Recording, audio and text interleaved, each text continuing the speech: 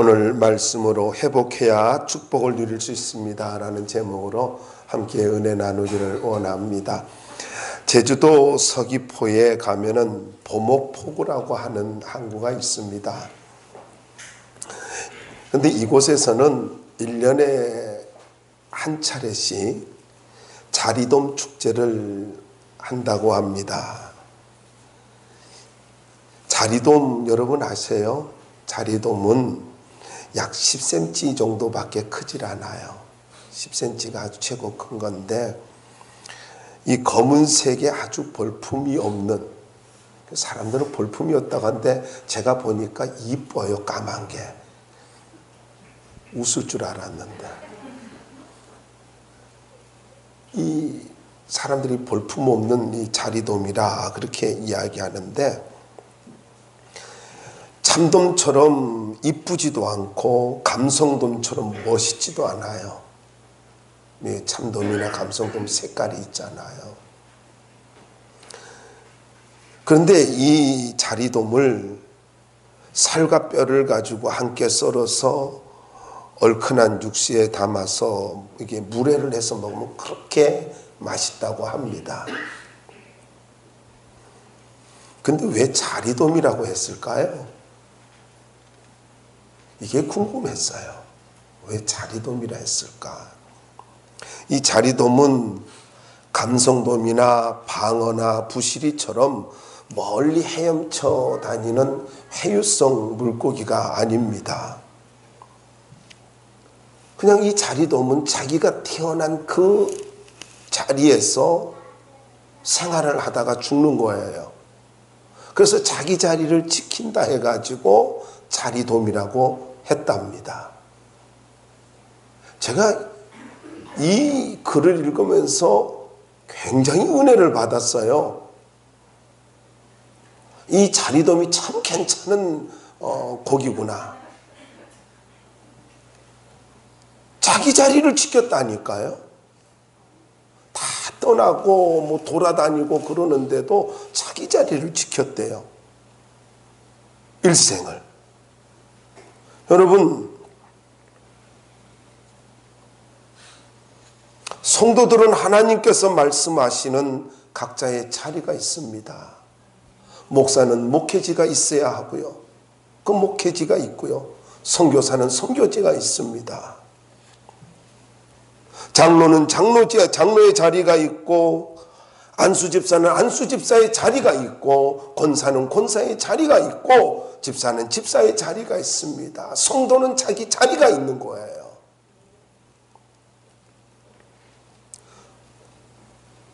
삶의 현장과 예배와 봉사의 자리가 잘 지켜질 때에 우리는 하나님의 영광을 위해서 살 수가 있게 되는 것입니다. 그래서 이제는 우리 모두 다가 예배의 자리와 사명의 자리로 돌아와야 되고 기쁜 마음으로 자기의 자리를 지켜야 됩니다. 그래야 하나님의 나라가 이루어질 수가 있기 때문인 것입니다. 뿐만 아닙니다. 내 자리를 회복할 때에 인생도 회복되어질 수 있고 축복도 누릴 수 있는 거예요. 자기 자리가 중요한 거예요. 신명기 30장 여러분이 읽어오셨는지는 모르겠습니다만은 제가 갑자기 감동이 옵니다. 안 읽어왔다고 하는 확신이 오는데 30장 전체를 보면 20절 속에서 나와 내라고 하는 단수와 너희라고 하는 복수를 포함하면은 20절 말씀 속에서 약 70번 이 단어가 나와요. 단수와 복수를 합해가지고 70번이라고 하는 76번이나 나오는데 나와 너와 그리고 내와 그리고 너희라고 하는 말이 76번이 나왔다는 말은 하나님께서 우리에게 얼마나 관심이 많은가를 보여주고 있는 말씀이에요. 그래서 이 신명기 30장은 하나님이 우리를 향해서 너무너무나 관심이 많은 걸 말씀하고 있는 거예요. 비록 우리가 실수하고 잘못했다 할지라도 여러분 말씀을 보시면은 특별히 이런 말씀이 있습니다. 너를 다시 기뻐하사 내게 복을 주시리니. 어떤 걸 하면 할지 모르겠지만은 여러분 다시 읽어드릴게요. 너를 다시 기뻐하사 내게 복을 주시리니. 너가 잘못했다 할지라도 잘못 살아왔다 할지라도 내가 너를 다시 기뻐하여서 복을 주길 원한다. 그러니 돌아오기만 하라 이 말씀이에요. 하나님은 우리에게 복을 주기를 원한다고 이 신명기 30장에서 그렇게 강조하고 있어요. 그래서 오늘 우리는 이 30장을 통해서 하나님의 마음을 좀 깨닫고 믿음의 선택을 하여서 인생이 회복되어지는 축복을 누리는 그런 믿음의 주인공들이 됐으면 참 좋겠습니다. 자, 첫 번째로 축복은 회개하고 하나님의 말씀을 청종할 때부터 시작되어집니다. 다시 말씀드릴게요. 인생의 회복과 축복은 하나님의 말씀을 회개하고 하나님의 말씀을 청종할 때부터 시작되어지는 거예요. 그래서 반드시 뭐가 들어가야 돼요? 회개부터 시작되어지는 거예요. 1절 말씀에 보시면은 한번 보세요. 거기에 진술했다라는 말이 나오지 않습니까? 진술했다라고 하는 말은 이 말이 무슨 말이냐면 내가 놓아두었다, 내가 놓아둔 거 그것을 말을 하고 있어요. 그리고 기억나거든이라는 말씀이 나오는데 이 말이 참 중요합니다. 기억나거든 이 말은 원래의 장소로 돌아간다, 원상태로 회복된다 이런 뜻이에요. 그러니까 쉽게 말씀을 드리면 이렇습니다. 네가 고난 중에 있다 할지라도 어느 날 이 고난 중에서 하나님께서 내게 말씀하신 것이 생각이 나가지고 이제 하나님 품으로 돌아가야 되겠다. 내가 다시 신앙을 회복해야 되겠다. 그 말씀, 옛날에 나를 사랑했던 그 하나님의 말씀이 생각나기 시작할 때에 그때에 하나님 앞에 돌아오라는 이야기예요. 그러니까 이걸 잘 보여준 말씀이 있잖아요. 누가복음에 보면 탕자의 비유가 나오는데 그런데 이 탕자가 아버지 집으로 돌아가야 되겠다. 아버지 집에는 품꾼도 많고 먹을 것도 많고 그렇게 생각하면서 아버지 집이 좋은 것을 생각을 하고 그가 그 자리에서 일어나서 아버지 집으로 발걸음을 향합니다. 바로 이게 회개입니다. 좋은데 하고 앉아있으면은 생각까지는 회복이 되었을지 모르지만은 좋은데 하고 앉아있으면 회복이 아니라는 이야기예요.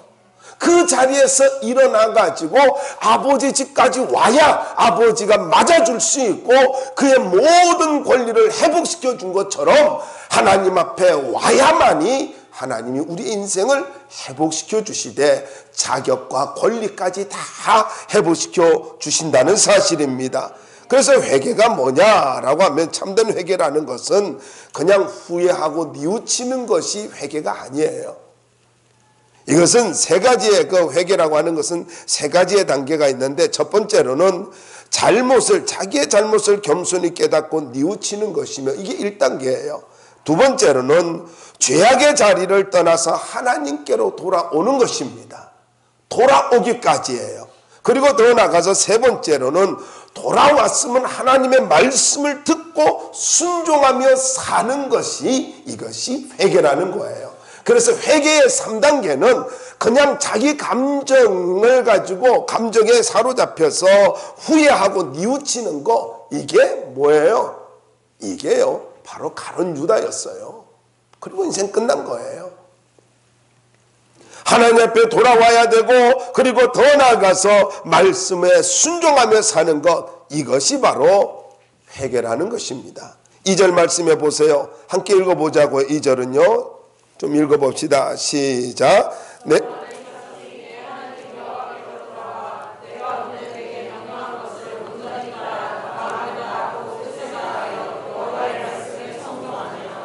자, 여러분 여기에 두 가지 단어를 좀 생각해야 되는데 마음이라는 말과 그리고 생명이라고 하는 말인데 특별히 이 마음은요, 지정의를 포함하는 인간의 내적 정신적 본질을 가리키는 것입니다. 그러니까 하나님 앞에 돌아오면은 전인격적으로 말씀을 듣고 순종하라는 것입니다. 그러니까 회개의 증거가 무엇이냐 하면은요, 여러분 잘 기억하십시오. 회개의 증거는요, 뉘우치고 후회하는 것은 동기입니다. 그런데 이 회개의 증거라고 하는 것은, 그것은 바로 하나님의 말씀을 듣고 순종하는 거예요.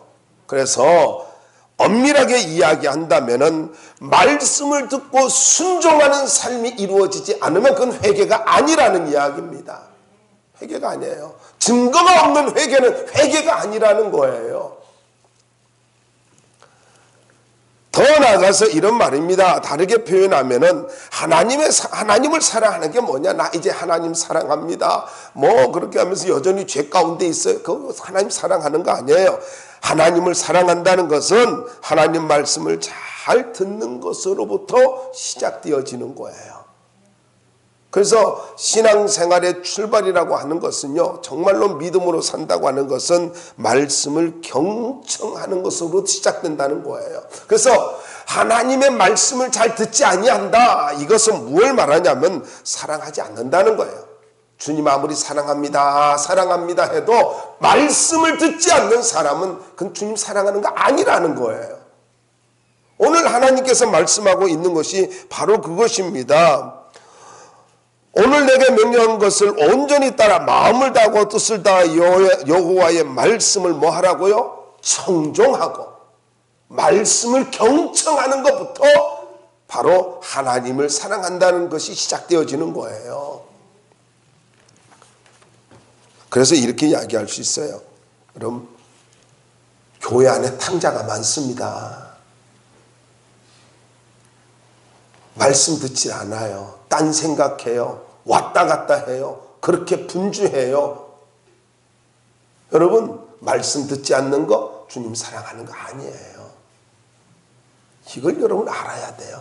믿음 있다고요? 그 거짓된 믿음이에요. 그래서 참된 믿음은 하나님 말씀을 잘 듣는 것으로부터 시작되어지는 것입니다. 두 번째로, 이렇게 하나님 말씀을 들을 때에 하나님이 회복을 시켜주시는데, 여러분 회복 자체가요 나의 의지가 아니에요. 전적인 주의 은혜입니다. 회복 자체가요. 그래서 회복할 때 주시는 은혜가 뭐냐면 3절과 4절의 말씀 보면요, 긍휼히 여기사라는 말씀이 나와요. 긍휼히 여기사 3절에 보면은 이 말이 엄청난 말이에요. 긍휼히 여긴다라는 말은 깊이 사랑한다, 자비를 갖는다, 이런 뜻이에요. 여러분, 내가 하나님 앞에 회개하고 돌아오면, 그러니까 회개하고 돌아와서 하나님 품 안에서 말씀을 경청하기 시작을 하면은 하나님이 어떻게 한다고요? 깊이 사랑해 주신대요. 할렐루야 아닙니까? 내가 말씀만 잘 들어도 하나님이 나를 깊이 사랑한대요. 너무너무 깊이 사랑하고 하나님의 무한한 자비를 베풀어 주신다는 거예요. 다르게 표현하면은, 그동안 내가 잘못 살아옴으로 인해서 하나님께서 진노의 마음을 가졌는데 이 마음을 돌이켜서 이 마음을 아예 없애버리고 나를 깊은 사랑으로 품어주시는 거예요. 이걸 다르게 표현할까요? 과거 묻지 않는다는 거예요. 네가 지금까지 어떻게 살아왔든지 간에 이제부터 네가 내 품 안에 돌아와서 말씀을 경청함으로 말미암아 이제부터는 과거를 묻지 아니하고 하나님께서 깊이 사랑하며 그를 돌봐주시고 책임져 주신다는 거예요. 여러분, 특별히 여러분이 말씀을 보시다 보면은 이제 3절과 4절 말씀에 보세요. 이런 말씀이 있습니다. 포로에서 돌아오게 하시며, 이런 말씀이 있잖아요. 그리고 계속해서 보면은 내가 쫓겨간 자들이 멀리서 먼 곳에서 뭐 이런 표현이 있어요. 결국 이게 뭐냐면은 멀리 그리고 쫓겨갔다 뭐 이런 것은 자격을 다 잃어버렸다는 거예요. 하나님의 그 축복을 누릴 자격을 다 잃어버렸는데 네가 돌아오기만 하면은 모든 자격을 회복시켜 주시고 축복을 누릴 자격까지 부여해 주신다는 겁니다. 이게 참 놀라운 말씀입니다. 여러분, 여기 4절에 보면 너를 이끄실 것이라 라는 말씀이 나오잖아요. 너를 이끄실 것이라. 근데 이 말이 무슨 말이냐면은 붙들어 취하다, 고정시키다 이런 뜻이에요. 그러니까 하나님 앞에 내가 회개하고 돌아오면은 하나님께서 나를 붙들어서 돌아오면 이런 거잖아요. 이걸 어떻게 설명할까? 이게 고민이 되는데 여러분 좀 양해를 구합니다. 제가 결정적인 실수가 설명을 잘 못한다는 거예요. 이 낚시를 하는데 낚시를 가지고 고기가 물었어요. 그러면 올라오면 어때요? 뜰채를 넣어가지고 확 당깁니다. 그럼 어떻습니까? 잡았잖아요. 확 당겨버리듯이 낚아채는 거예요. 그러듯이 하나님 앞에 돌아오면은요, 하나님께서 다른 것들이 건들지 못하도록 여러분을 탁 낚아채가지고 붙들어 버린다는 거예요. 설명이 어떻게 이해가 돼요? 하고 보니까 잘한 것 같아요.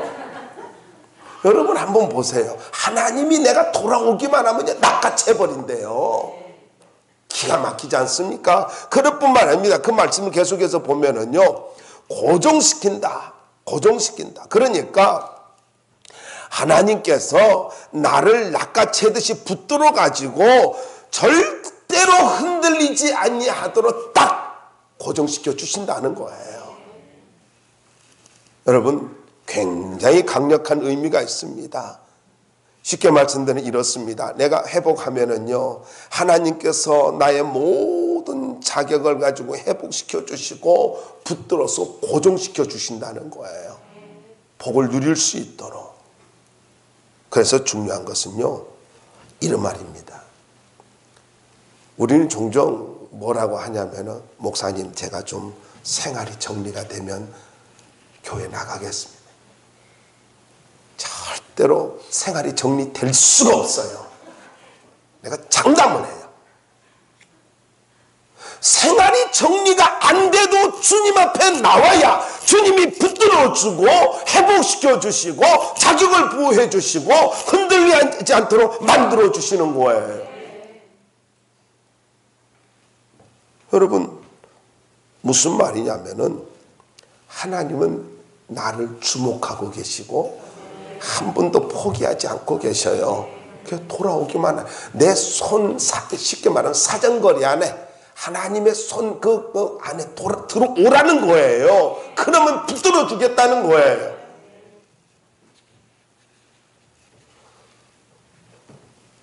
여러분, 엄청나게 3절과 4절이 우리에게 소망을 주는 말씀 아닙니까?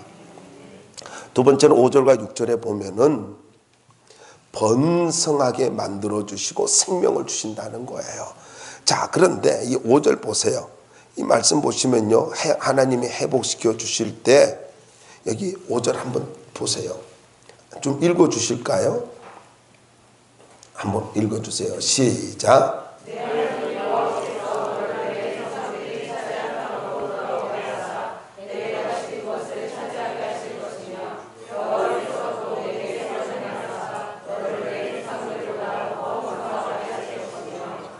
여러분 4절로부터 보면은요, 모으실 것이며 너를 이끄실 것이며 돌아오게 하사 차지하게 하실 것이며 그리고 내게 선을 행하사 너를 조상들보다 더 번성하게 하실 것이며 누가 한다는 거예요?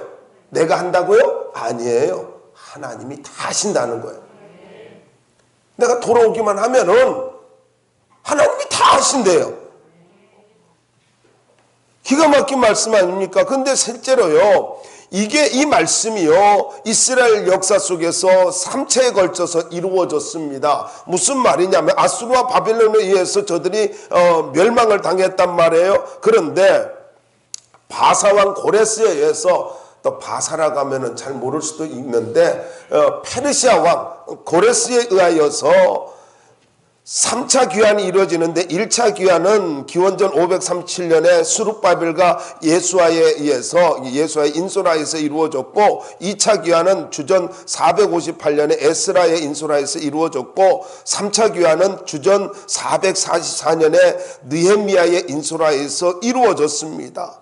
그러니까 회복이 되었단 말이에요. 저들이 어떻게 끌려간 곳에서 하나님을 생각하고 성전을 생각하고 기도하고 부르짖었단 말이에요. 그때 하나님이 저들의 마음을 보시고 하나님이 돌이켜 주신단 말이에요. 특별히 여러분의 말씀을 보시면은 번성하게 하실 것이라 라는 말인데 이것은요 양적으로 질적으로 모든 의미를 포함하고 있어요. 그러니까 하나님께서 표면적으로 저들을 회복시켜 주시는 것이 아니라 본질적으로 회복시켜 주신다는 거예요.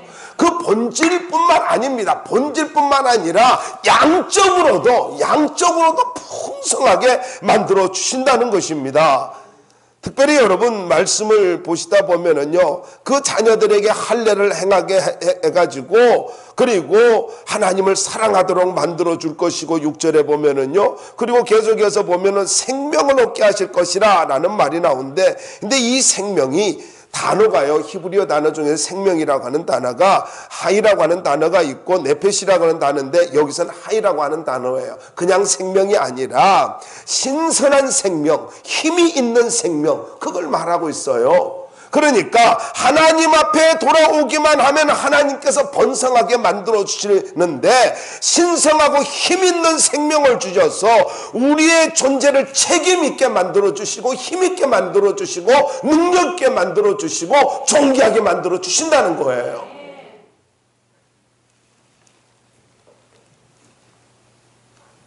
더 간단하게 말씀드릴까요? 하나님 앞에 돌아오면 우리 인생이 끝나는 그날까지 하나님이 책임져 주신대요.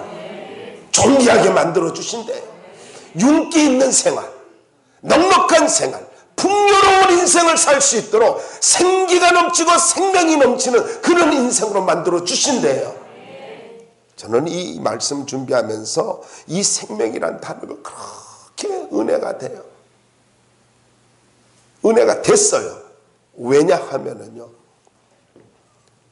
저는 이렇게 몸이 좀 그렇게 보기에는 단단하잖아요. 감사해요. 아멘 안 해서. 근데 조금 피곤하고 그러면 목이 잠기고 뭐 그래요. 정신을 못 차릴 때가. 그래서 설교를 준비하기 위해서 설교를 하기 위해서 엄청 이렇게 몸 관리를 좀 쉬고 막 그래요. 그래서 제가 저를 봐도 그래요. 힘들 때 거울을 보면은요, 딴 사람이 있어요. 그런데 좀 이렇게 몸 관리를 하고 몸이 상태가 괜찮은 눈빛이 살아나고 생기가 있고 오해는 하지 마십시오. 눈에 도끼는 없습니다. 이렇게 생기가 있어요. 내가 봐도 좋아요. 어떤 사람 보면은요, 그렇게 피곤해요. 정말 안쓰러워요. 근데 어떤 사람은 막 생기가 있어요. 너무너무 보기가 좋아요. 여러분, 하나님께서 여러분의 인생을 어떻게 한다고요? 힘이 있게, 생명이 있게, 윤기 있게 그렇게 만들어 주신대요. 저는 여러분의 인생과 가정이 생명이 넘치기를 바라고 윤기가 넘치는 가정이 되길 바라고 하나님의 부요함이 임하기를 주의 이름으로 축원합니다. 세 번째로 회복할 때 주시는 축복은요, 9절과 10절 말씀에 보면은 다시 기뻐하사 복을 주신대요.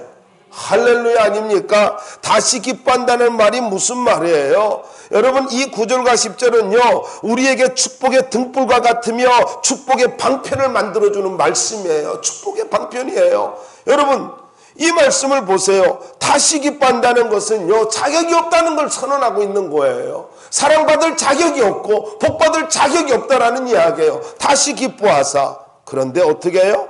잘못 살아온 것도 많고 하나님 앞에 자격도 없고 부끄러움도 많은데 내가 하나님 앞에 돌아와 가지고 말씀을 경청하고 순종하기만 하면은 복을 더해 주실 뿐만 아니라 내가 손으로 하는 모든 일에 복을 주신대요.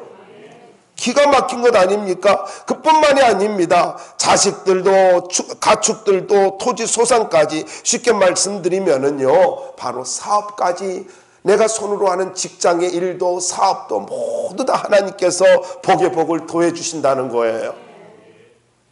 여기서 많게 하시고라는 말이 있잖아요. 많게 하시고라는 말은 초과하다, 많이 있다라는 뜻을 가진 동사의 사역형입니다. 뭐 사역형이든지 뭔지 관심도 없겠습니다만은요. 그래서 이 말이 무슨 말이냐면요, 이 많게 하시고라는 말은 너에게 무엇을 풍부하게 하리라. 아멘 하는 사람 집에 가서 꼭 아멘 하시고, 걸어가다가도 아멘 하시길 바라요. 두 번째 의미는 뭐냐면, 많게 하시고는요, 너에게 무엇을 남아 돌게 하리라. 와, 제가 이 말씀 준비하면서요, 얼마나 흥분이 되는지요. 하나님, 우리 장로님에게 이와 같은 일이 일어나게 하시옵소서. 우리 장로님에게 무엇이든지, 무엇이든 하나님 물질을 풍부하게 해 주시옵소서. 하나님 남아 돌게 하시옵소서. 우리 성도들에게 물질이 풍부하게 하시고, 그리고 남아 돌게 하시옵소서. 하나님 우리 교회 재정이 풍부하게 하시고 남아 돌게 하시옵소서. 막 기도가 되는 거예요. 막 기도가 되는 거예요. 누가 나한테 눈물을 흘리면서 목사님 기도해 주세요 라고 그래요. 그 눈물을 보는 순간 내 마음이 찢어지는 것 같아요.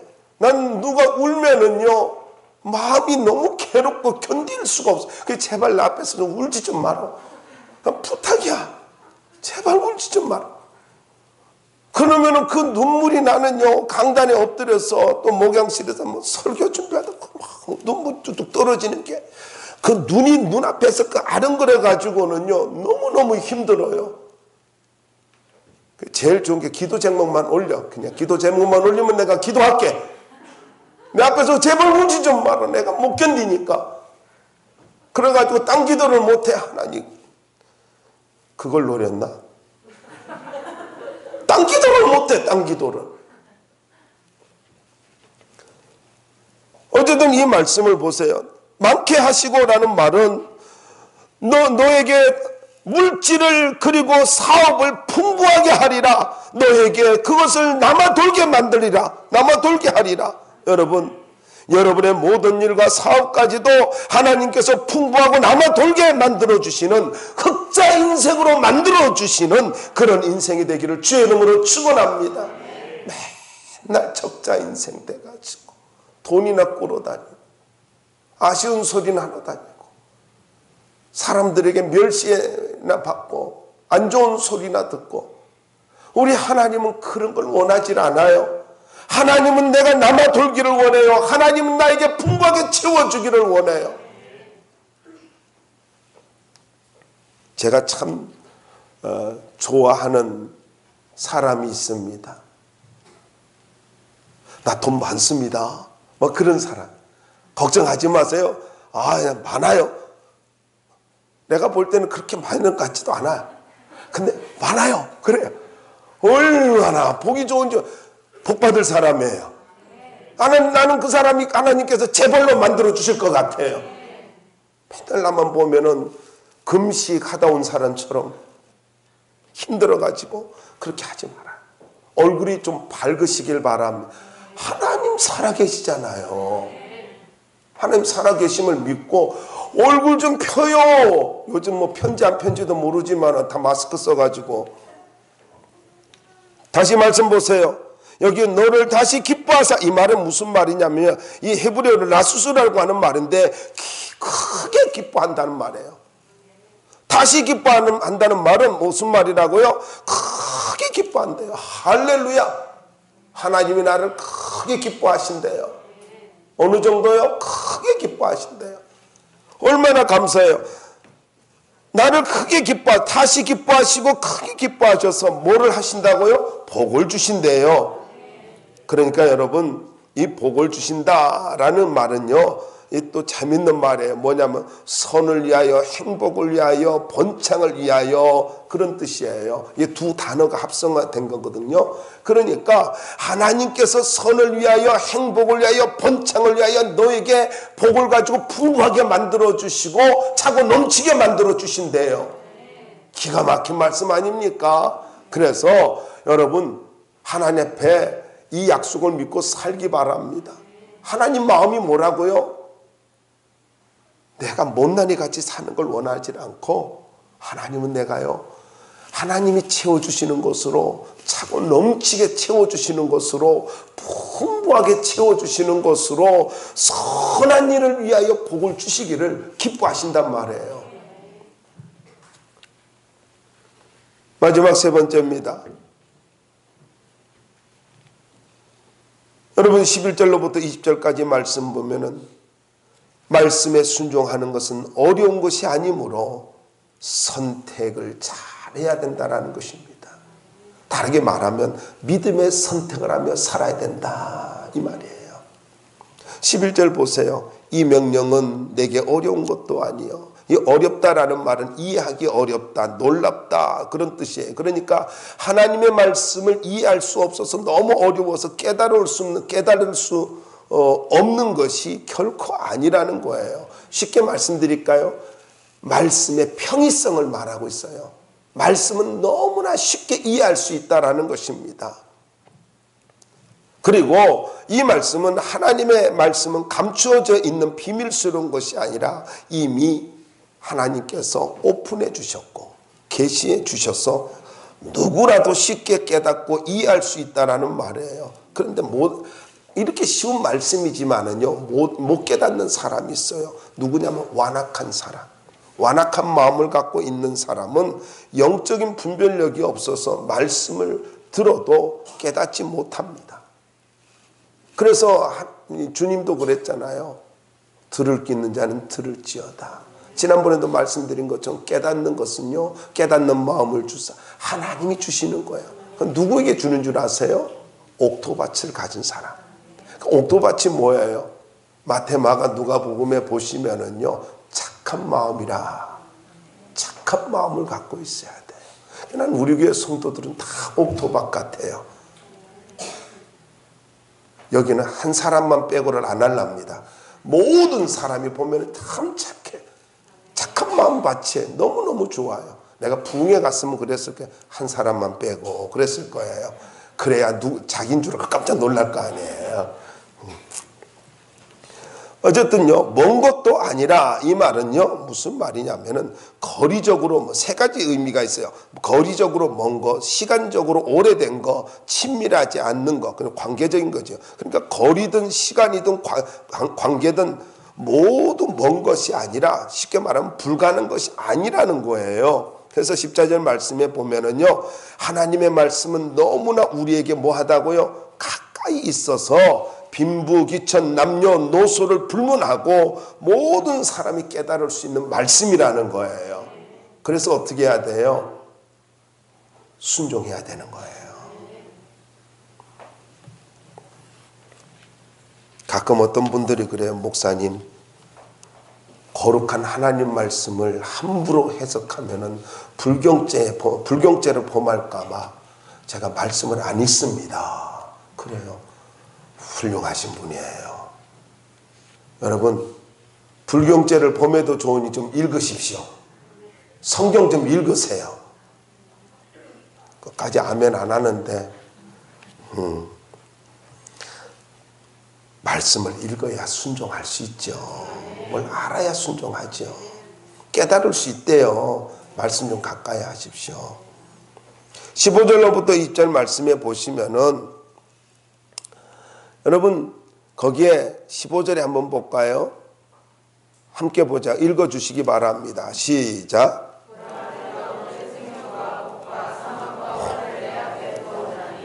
네, 여기 보면은 보라라는 말이 나오는데, 이 말은 히브리어로 간단해요. 한자에 라라는 말인데 behold라는 말이잖아요.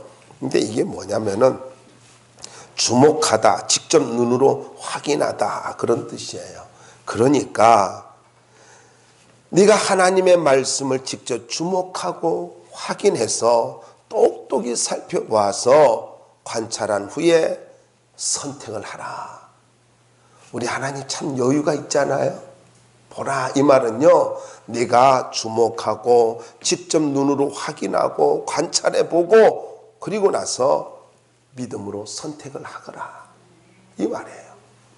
여러분, 이 말은 무슨 말이에요? 하나님께서 오늘 생명과 복과 그리고 사망과 화를 내 앞에 두었다.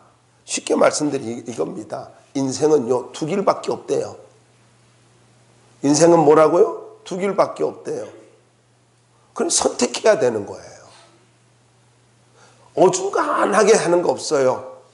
어중간하게 하는 거 분명해야 돼요. 어중간한 것은요, 그것은 올바른 선택이 아니에요. 하나님은 분명하게 생명과 복을 선택하기를 원하십니다. 근데 여러분, 여기에 보면은요, 두 길밖에 없는데, 하나님 앞에서 여기 믿음의 선택을 하지 않으면 17절에 보세요.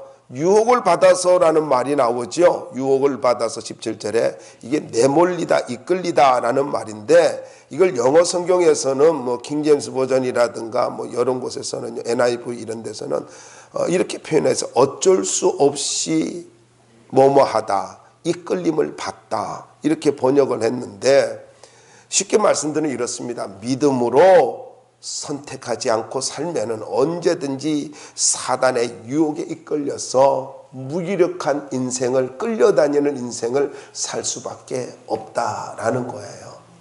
하나님은 뿌리 내리면서 복을 누리며 살기를 원하세요. 그런데 내가 믿음의 선택을 하지 않으면은 마귀는 우리를 이끌고 가는 거예요. 그런데 그게요, 아주 미묘하고 찰나적인 거예요. 여러분, 한꺼번에 내가 죄를 짓지 않아요. 점점 남방으로 내려가고 점점 소돔으로 들어가듯이 인생은요, 금방 내가 팍 빠져가지고 죄를 짓는 것이 아니라 점점 조금씩이에요. 하나의 거짓말을 하면 또 다른 어둠의 세력이 찾아와요. 내가 믿음의 선택을 하지 않으면 또 다른 사단의 세력이 찾아와요. 계속 사단을 불러들이는 거예요. 그러니까 저주로 인생이 가득 차지요. 그런데 우리는 이미 예수 그리스도를 십자가 위에서 예수들을 통하여 십자가 위에서 모든 저주가 끊어졌잖아요. 그런데 이 축복을 누리는 비결이 뭐예요? 믿음의 선택이에요. 믿음의 선택. 그래서 여러분에게 도전드리고 싶어요. 힘들어도 믿음으로 사세요. 이게 내가 올바르게 살아가는 길이라는 것입니다. 그래서 여기 18절에 보면 선언하다라는 말이 나와요. 선언하다라는 말이 나오는데 정면에 두다. 그러니까 이 말입니다. 그게 분명히 알려준다는 거죠. 눈앞에 보여주고 있어요. 자, 이게 증명해 드릴게요. 믿음으로 사는 사람을 보면 하나님이 복을 주시는 것을 내 주변에서 볼 수 있어요. 본 적이 없나 보죠? 여러분, 믿음으로 살면 하나님이 복을 주시는 것을 어떤 모양으로든 내가 보고 듣게 만들어 주셔요. 내가 믿음으로 살면 자녀가 잘 되는 걸 볼 수 있게 만들어 주셔요. 정말 어떤 사람 보면 믿음의 3대를 보면서 그 자손들이 잘 되는 걸 봐요. 그러면 어떻게 해야 돼요? 힘들어도 믿음의 길을 걸어가야지. 힘들어도 믿음의 선택을 해야지. 좀 어렵다고 믿음을 포기하면 안 된단 말이에요. 여러분, 잊지 마세요. 선택이 인생을 결정합니다. 선택이 인생을 결정한다고. 그래서 여러분에게 강력하게 말씀드리고 싶어요. 오늘 말씀에 보면은요, 좀 센 말씀이 있어요. 여러분, 반드시 망하고 인생이 길지 못한대요. 여러분, 얼마나 무서운 말씀입니까? 여러분이 말씀을 쭉 읽다 보면은요, 참 놀라운 말씀인데, 여러분 18절 보세요. 거기에 내가 오늘 너에게 선언하노니 너희가 반드시 망할 것이라. 난 이런 설교는 안 하고 싶다니까. 반드시 축복받을 것이라. 할렐루야. 뭐 이렇게 하고 싶은데 오늘 하나님 뭐라 그래요? 네가 믿음의 선택을 하지 않으면 반드시 망할 것이라. 이 말씀이에요. 그리고 계속해서 봐요. 거기에 보면 19절 말씀을 보세요. 19절 후반절에 보면은 생명과 사망과 복과 저주를 네 앞에 두었은즉 너와 내 자손이 살기 위하여 생명을 택하라. 선택입니다. 그러니까 상황을 따라 살지 말라는 이야기예요. 믿음의 결단을 하고 믿음의 선택을 하며 살라는 이야기입니다. 그게 살 길이에요. 살려고 자꾸 방법을 쫓아가지 말고 믿음을 쫓아가세요. 살려고 방법을 쫓아가지 말고 상황을 쫓아가지 말고 믿음을 쫓아가시고 주님을 쫓아가다 보면 하나님이 어떻게 한다고요? 반드시 복을 주신대요. 책임져 주신대요. 결론을 맺겠습니다. 인생의 회복과 축복은 회개하고 하나님을 사랑하면서 말씀으로 사는 거예요. 더 쉽게 말씀드릴게요. 정말로 축복된 인생을 살고 싶나요? 그렇다면요, 말씀 듣고 순종하는 거예요. 또 다르게 말할까요? 믿음으로 선택하며 사는 것이 사는 길이라는 거예요. 20절 한번 보자고. 20절 한번 읽어볼까요? 같이 시작.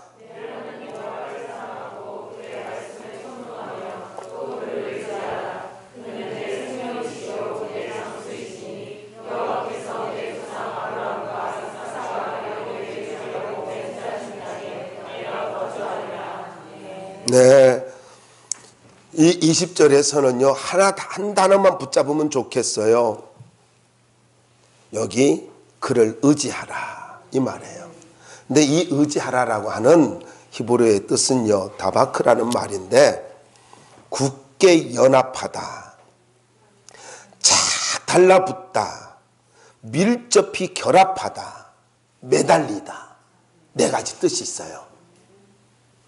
그러니까 정말로 내가 하나님 앞에서 복된 인생을 살기를 원한다면은 하나님께 착 달라붙기 바랍니다. 하나님께 매달리십시오.